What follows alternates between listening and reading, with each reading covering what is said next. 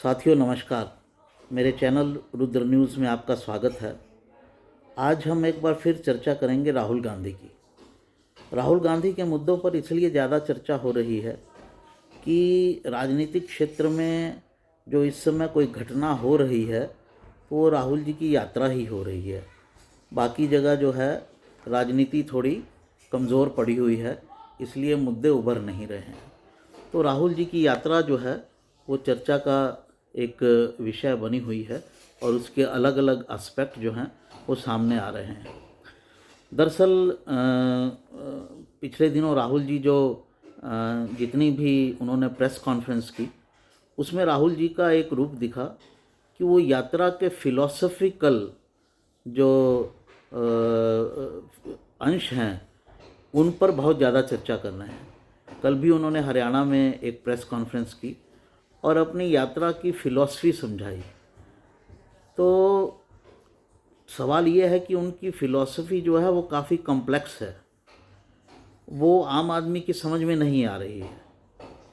जैसे मैं भी एक साधारण आदमी हूँ तो मेरी समझ में आई नहीं कि वो क्या कहना चाह रहे हैं। देखिए, राजनीति के दो अंश होते हैं। एक होता है चाणक्य राजनीति में और एक होता है चंद्रगुप्त, और दोनों की जोड़ी काम करती है। चंद्रगुप्त योद्धा है, आज के संदर्भ में वो राजनेता है, और चाणक्य जो है वो एक प्रेरक है, वो एक गुरु है, वो ज्ञान है, वो ज्ञान देता है। तो ये थोड़ा मुझे समझना मुश्किल हो गया कि राहुल जी चाणक्य बनना चाहते हैं या चंद्रगुप्त बनना चाहते हैं। जो उनकी कोशिश है, जो उनका एम है अल्टीमेट, वो चंद्रगुप्त वाला है, लेकिन जिस तरह से वो व्यवहार कर रहे हैं वो चाणक्य वाला है। तो इसका फल क्या निकलेगा? अगर आपको मेरी बात समझने में थोड़ी दिक्कत आ रही हो, क्योंकि मुझे खुद राहुल जी की बातों को समझाने में दिक्कत आ रही है, तो मैं खुद भी नहीं समझ पा रहा हूँ तो आपको समझाऊँ कैसे। तो आपको एक प्रेस कॉन्फ्रेंस में ले चलता हूँ। उसमें आपने जो राहुल जी ने बातें कही वो आप स्वयं सुनिए और आप ही तय कीजिए कि राहुल जी चाणक्य की राह पर हैं या चंद्रगुप्त की राह पर हैं। अगर रास्ता चाणक्य वाला है तो वो चंद्रगुप्त कैसे बनेंगे, और अगर रास्ता चंद्रगुप्त वाला है तो वो चाणक्य जैसी बातें क्यों कर रहे हैं। थोड़ी फिलॉसफी में समझ नहीं आ रही है। एक बार आप भी प्रयास कीजिए और अगर कुछ हल निकले तो मुझे भी समझाइए, कमेंट्स के अंदर अपने विचार दीजिए। तो सुनिए। मैंने पहले कहा किसी प्रेस कॉन्फ्रेंस में, और आपने मुझे पूछा कि राहुल गांधी में कोई बदलाव आया। एक बात मुझे बहुत गहराई से समझ आ गई है कि ये जो लड़ाई है ये एक्चुअली राजनीतिक लड़ाई नहीं है। सुपरफिशियली ये राजनीतिक लड़ाई है। जब हम बीएसपी से लड़ते हैं या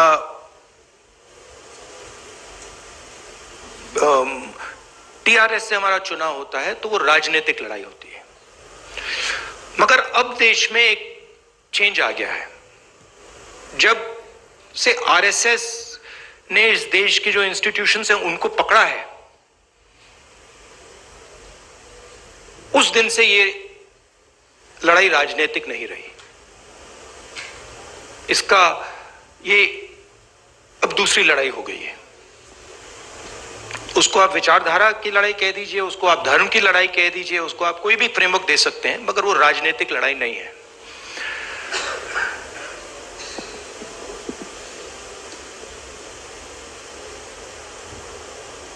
कांग्रेस पार्टी की अगर आप हिस्ट्री देखें,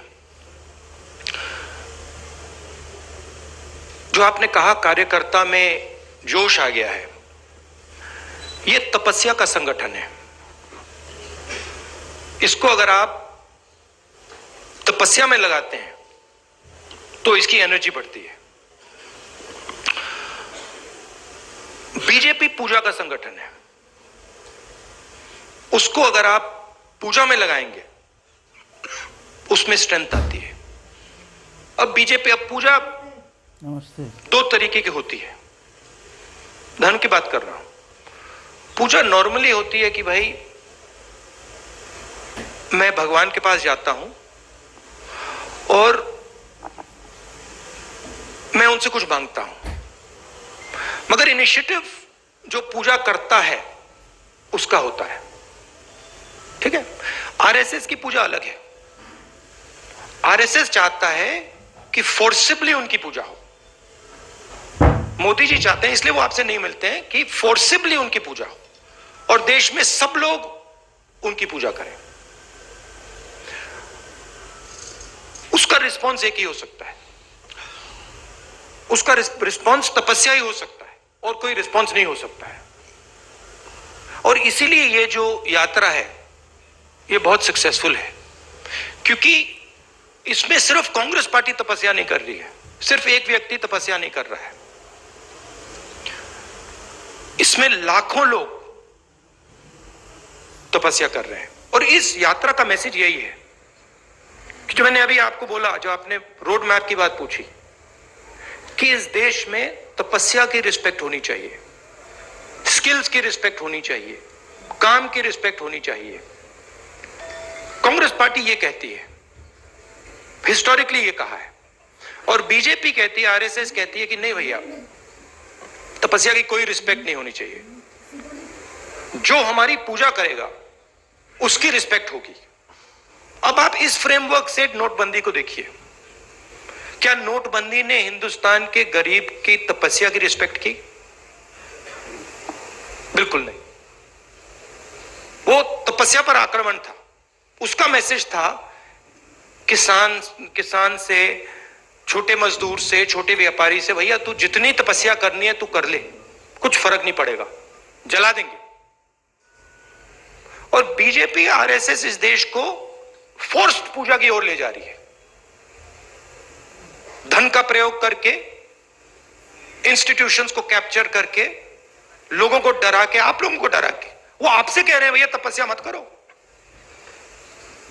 आपसे कह रहे हैं आपकी जो तपस्या है, जो सच्चाई मतलब आपको अपने टेलीविजन स्क्रीन पे डालनी है, वो मत करो, मार देंगे, हमारी पूजा करो। इसीलिए प्रधानमंत्री जी आपके सामने नहीं आ सकते, क्योंकि उसमें आपकी तपस्या की झलक दिख जाएगी, कहीं ना कहीं से कोई सवाल पूछ जाएगा। तो ये लड़ाई है पूजा और तपस्या के बीच में। हमारा संगठन तपस्या का है, और अगर हमारे संगठन में कमी है तो तपस्या की कमी थी, और उस यात्रा ने इसको क्लियर कर दिया है कि यह तपस्या का संगठन है, वो पूजा का संगठन है। उनका वो काम है, हमारा ये काम है। राहुल जी नमस्कार। शुक्रिया राहुल जी। टोटल टीवी से प्रदीप। राहुल जी नमस्कार, मैं प्रदीप। और ये जो आपने शिव जी की फोटो देखी होगी, ये आपने देखा है, ये सिंबल देखा है आपने, शिव जी की फोटो में देखा है, इसका मतलब क्या है? कोई बता सकता है? आप कहेंगे आशीर्वाद। आशीर्वाद नहीं है, ये अभय मुद्रा है, डरो मत। ये तपस्या का सिग्नल है। अपना काम करो, तपस्या करो, डरो मत। इसीलिए तो कांग्रेस का ये सिंबल है। नहीं, आप हंस रहे हो, मैंने रिसर्च किया है। ये सिंबल कहां से आया, कैसे आया, मैं आपको किसी दिन बता दूंगा, आप हैरान हो जाओगे। अच्छा, आपने गुरु नानक की फोटो देखी है? उसमें भी आपने देखा होगा, देखिए ना। बुद्धा की फोटो देखी है, उसमें भी अभय मुद्रा। महावीर जी की फोटो देखी है, उसमें भी अभय मुद्रा। तो तपस्या, डर में बहुत बड़ा गहरा लिंक है, और ये चाहते हैं, और ये इन्होंने पहले भी किया था।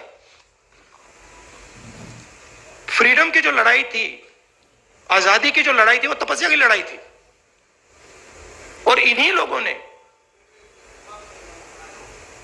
ने अंग्रेजों से पूजा करवाई थी। तो हिस्ट्री है ये, उसको मिटाया नहीं जा सकता, रिपीट हो रही है। शुक्रिया राहुल जी। मेरा डर है कि मैं अच्छा लगा आपको? हाँ, जवाब अच्छा लगा। राहुल गांधी आपके दिमाग में है, मैंने मार दिया उसको, वो है ही नहीं, मेरे माइंड में है ही नहीं, गया वो। गया। जिस व्यक्ति को आप देख रहे हो वो राहुल गांधी नहीं है, वो आपको दिख रहा है। बात नहीं समझे आप। हिंदू धर्म को पढ़ो, थोड़ा शिव जी को पढ़ो, समझ आ जाएगी बात। ऐसे मत, हैरान मत हो, हैरान मत हो। राहुल गांधी आपके दिमाग में है, मेरे दिमाग में है ही नहीं। राहुल गांधी बीजेपी के दिमाग में है, मेरे दिमाग में है ही नहीं। इतना मतलब हैरान क्यों लग रहे हो आप? शुक्रिया शुक्रिया प्रदीप। इमेज का मुझे कुछ लेना देना नहीं है, इमेज में कुछ इंटरेस्ट नहीं है। जो इमेज आप रखना चाहते हो रख दो, अच्छी रखनी है रख दो, खराब रखनी है रख दो, वो आपका है, मेरा नहीं है। कोई फर्क नहीं पड़ता मुझे, मुझे अपना काम करना है। जनता टीवी से स्पर्श शर्मा। हैरान क्यों लग रहे हो आप? राहुल जी 2-3 सवाल बाकी हैं, प्लीज इनको ले लीजिएगा। जनता